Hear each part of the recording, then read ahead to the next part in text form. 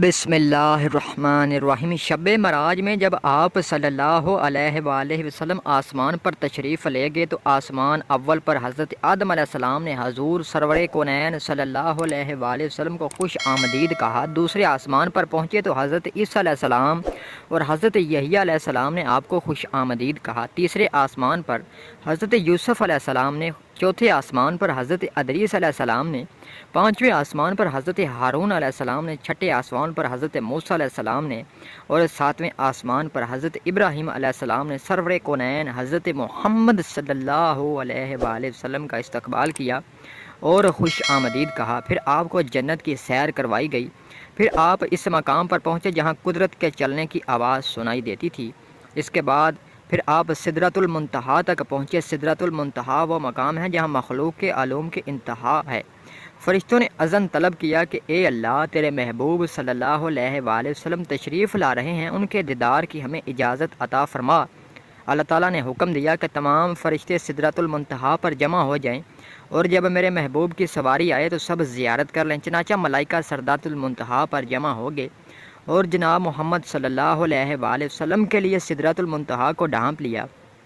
اس مقام پر حضرت جبرائیل علیہ السلام رک گئے اور عرض کرنے لگے، یا رسول اللہ، ہم سب کے لیے ایک دفعہ مقرر ہے، اگر میں ایک بال بھی آگے بڑھوں گا تو اللہ تعالیٰ کے انوار و تجلیات میرے پیروں کو جلا کر رکھ دیں گے۔ یہ میرے مقام کی انتہا ہے، سبحان اللہ۔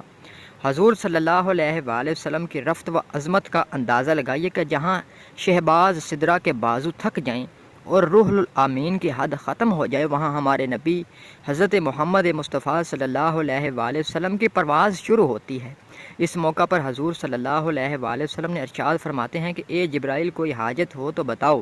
حضرت جبرائیل علیہ السلام نے عرض کی، حضور یہ مانگتا ہوں کہ قیامت کے دن پل صراط پر آپ کی امت کے لیے بازو کھلا سکوں تاکہ آپ کا ایک ایک غلام آسانی کے ساتھ پل صراط سے گزر جائے۔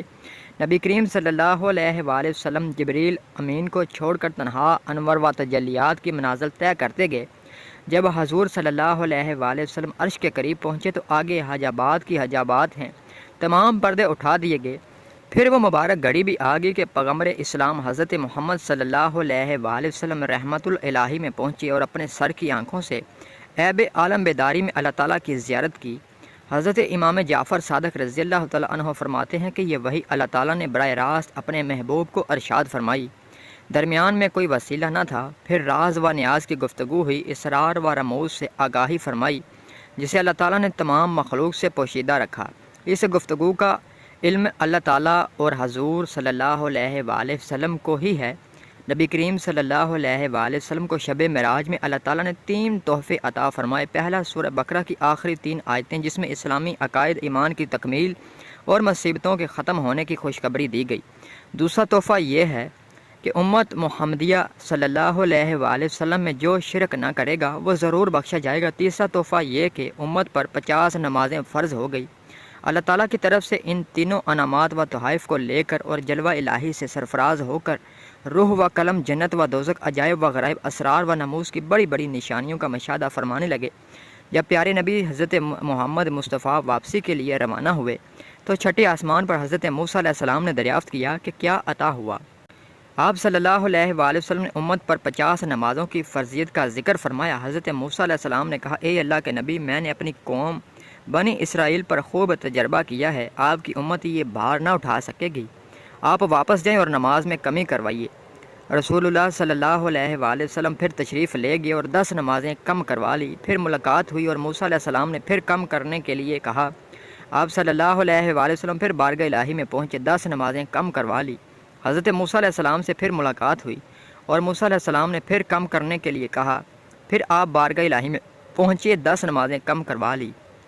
حضرت موسیٰ علیہ السلام کے مشوروں سے بار بار مہمان عرش نے بارگاہ رب العرش میں نماز میں کمی کی التجا کی، کم ہوتے ہوتے 5 وقت کی نماز رہ گئی۔ اس موقع پر اللہ تعالیٰ نے ارشاد فرمایا، اے محبوب، ہم اپنی بات بدلتے نہیں، اگرچہ نماز تعداد میں 5 وقت کی ہے مگر ان کا ثواب 10 گنا دیا جائے گا۔